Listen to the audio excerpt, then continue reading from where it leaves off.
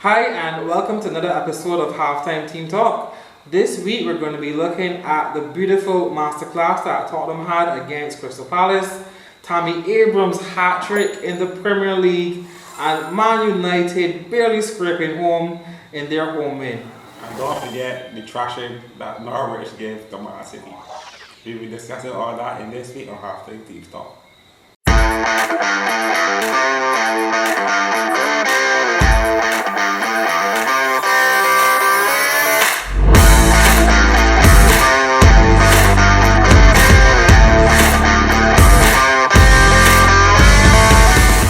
We're going to start off with Spurs against Crystal Palace. 4 goals in the first half, no reply for Crystal Palace. And actually, Crystal Palace actually scored 1 goal because they had an own goal by Patrick Van Aanholt. I think it was a really good game. I think we're beginning to see, the Son back into the mix. You're seeing Lamela for the first time again since his injury. And he wasn't playing full time on the team. We're beginning to see the re-emergence of those players. Harry Kane didn't even score a goal, and they netted 4 goals. Yeah. So I think it's really good for Spurs, and I think it's really beginning to show why they are solidly in 3rd place. It's good to see Aaron Lamela back in form because he was one of the best starts for them when he first came here. And the question is exactly where is Dele Alli? But Dele Alli hurt, so. But I found that since Dele Alli had received an improved contract, his form just dipped. His form into nothing. He ain't 100%, so you will see in the season to come. Also, it seems like if Crystal Palace might be missing Wan-Bissaka in the back. Wan-Bissaka is a really good defender.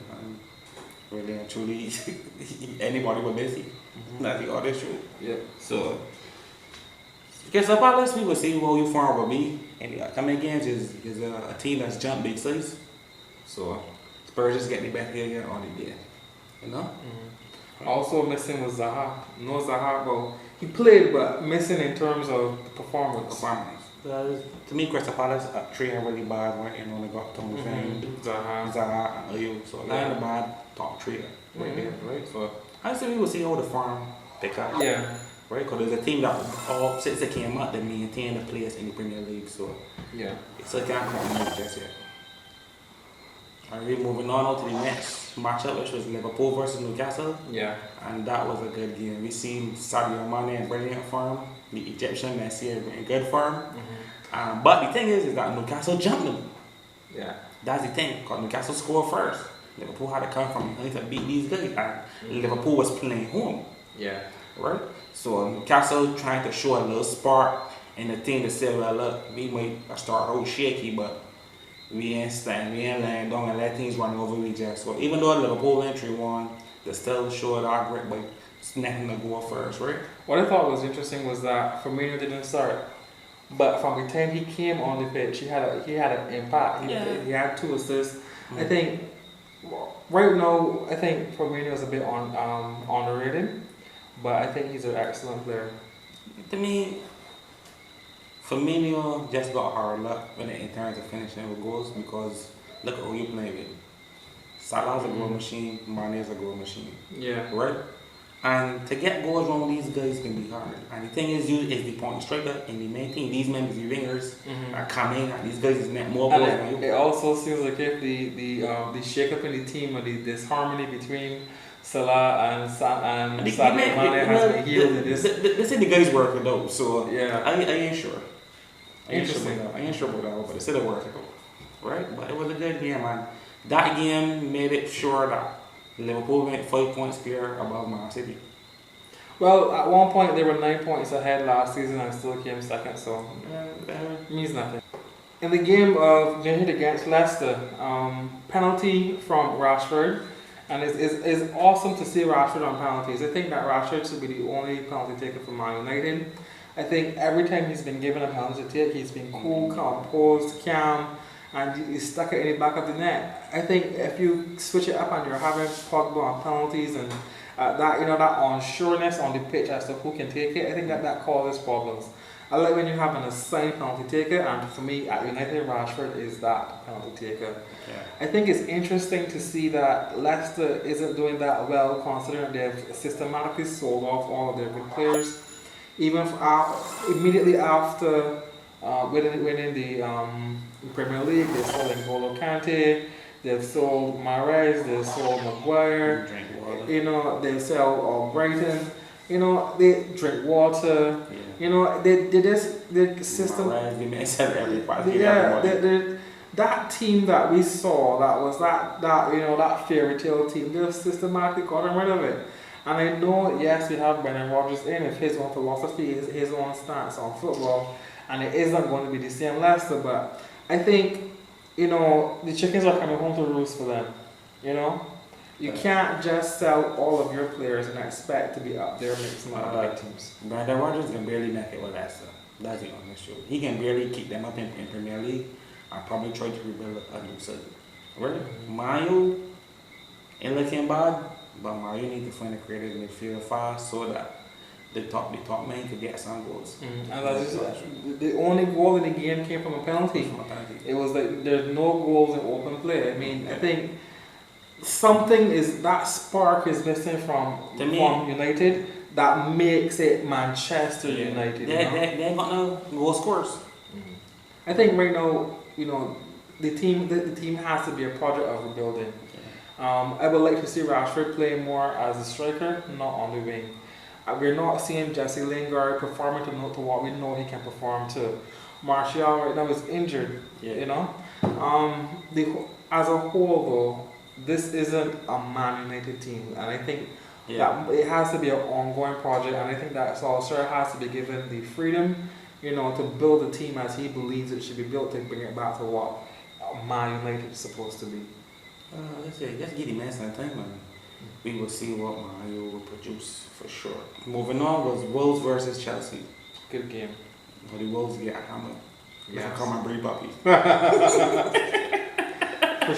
For sure. The Wolves, they look like chihuahuas, man. But you know that we see this every year. When those teams that don't have squad depth end up playing in Europe, because Wolves are playing in Europe, they don't have the squad depth. And if you look at Wolves basically puts out the same team every week. There's very few variations. They don't have the depth in squad. So you're telling that squad, come and play every weekend and come and play on Thursday as well.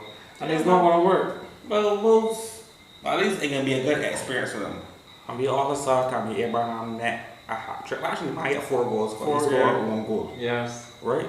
The man do the dog yes. in our match. Sorry, Wolves. The man do the what? The man do the dog in our match, man. And I think it's quite interesting to see that, you know, these were the same Chelsea fans that were racially abusing Tammy Abraham at the start of the season. They were booing him after a missed penalty at the start of the season, and now look at what he is doing for Chelsea. I think right now, if it wasn't for him, Chelsea might not even look this good. Exactly. I think that racism has no place in football, no place at all. And I think it's good to see that the youngster has not let this affect him, and he's out there presenting performances. It's true. And what we want the Chelsea fans to know is that one of us pay a lot of money for Christian Pulisic, right? And these guys, these youngsters looking far behind. And this is a conversation that I was having with the cameraman. I think that Pulisic is going to be a flop. I really believe so. And I know he has a lot of hype coming from Dortmund and you know, being this phenomenal American player or whatever. But I really believe he's going to be a flop, and he hasn't found his feet.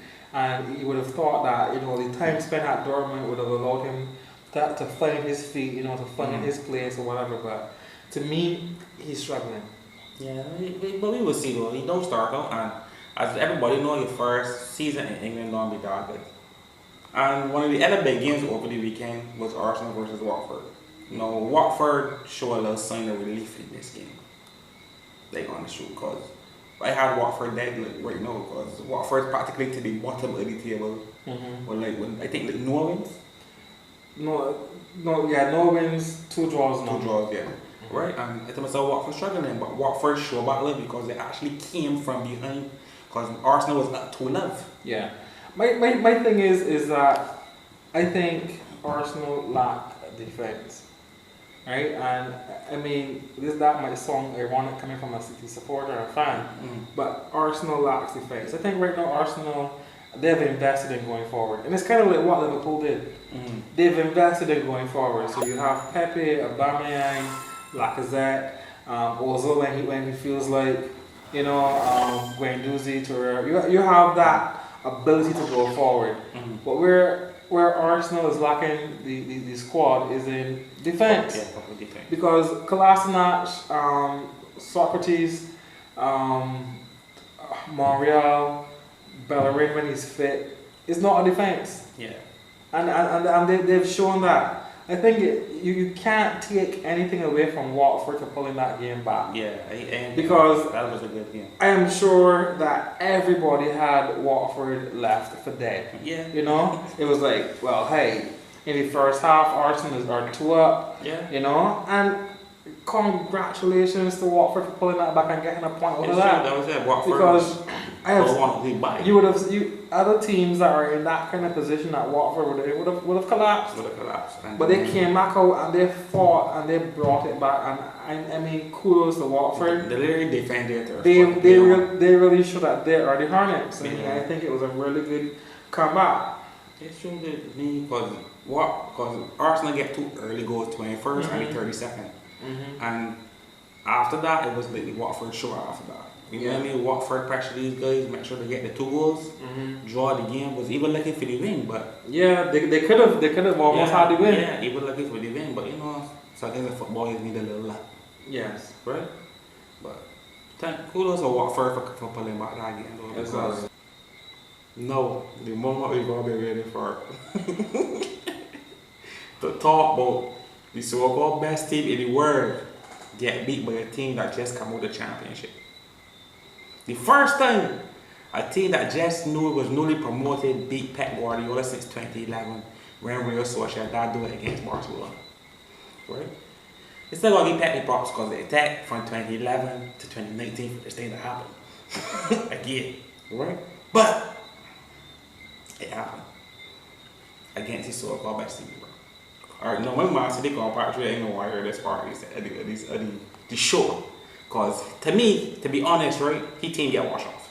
No. Anytime a team can score 3 goals against Man City, that is a wash off. Because last season, right, how much goals past Man City next? Hold on.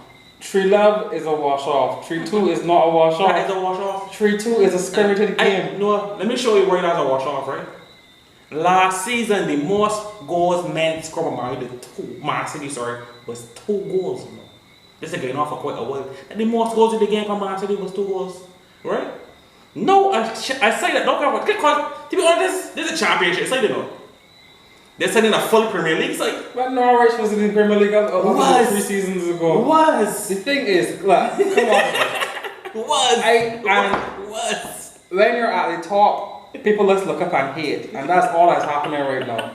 And this is what I want to say about City that I say all the time, right? Because the time I love company and the I love company, this is what I'm saying, right? Sometimes one man in your defense does prove a whole lot. Look at Liverpool.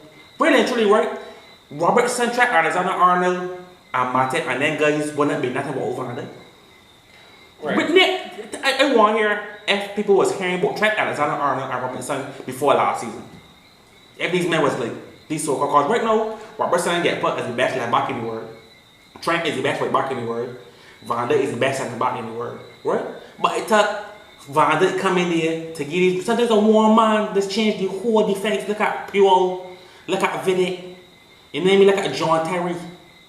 Sometimes I tell me so. The problem for me with City is that when I take a cornerstone out of one team and when they replace this man. Because to me, Ian Laporte is not going to do what Vincent Company is going to do.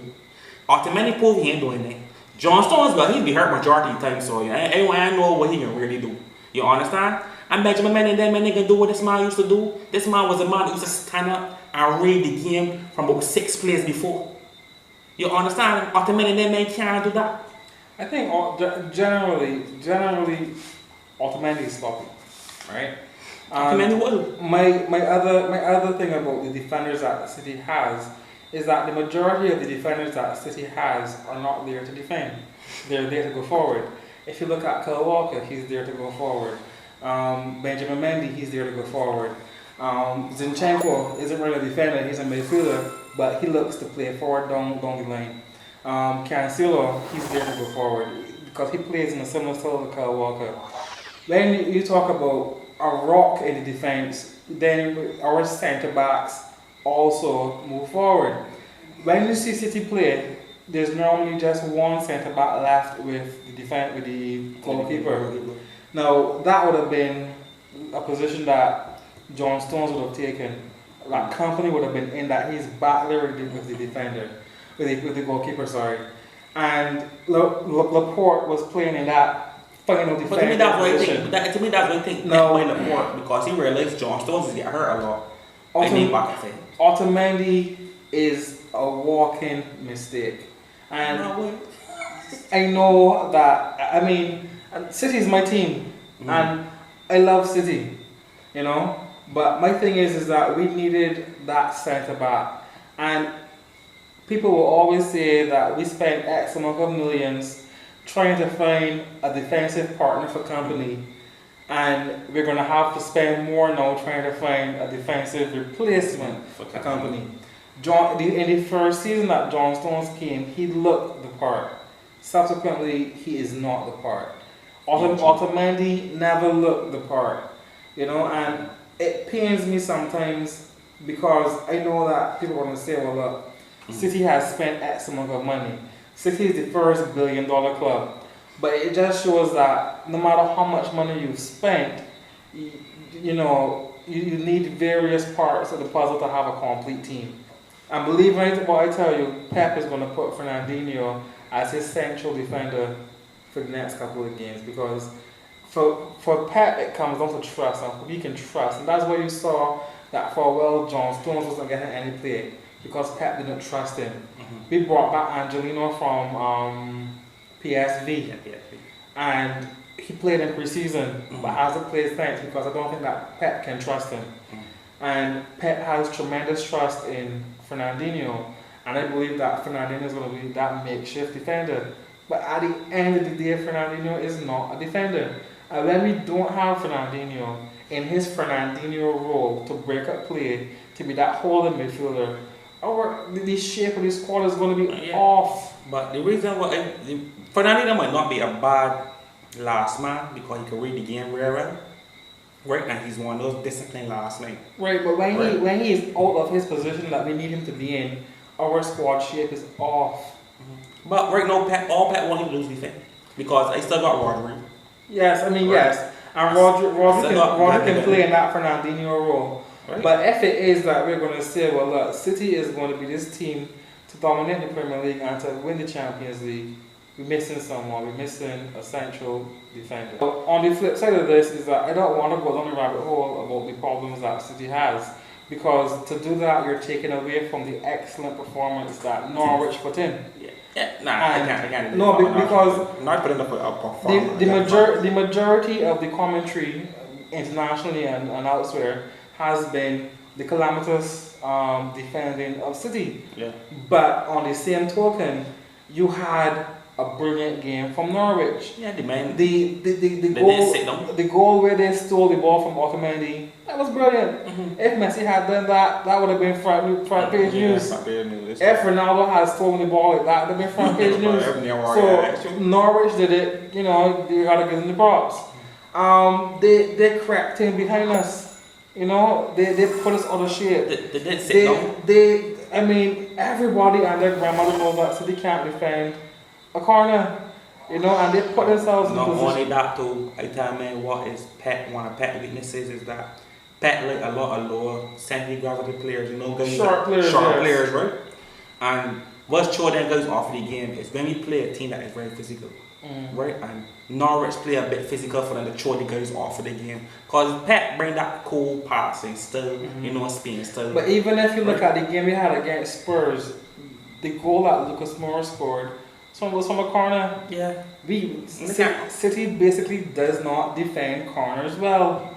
And a lot of teams have exploited that. The fact is we have very sharp players and like for example, our goalkeeper is one that he comes out to meet the ball. Yeah. And he basically attacks the ball, and that's how he defends against goals.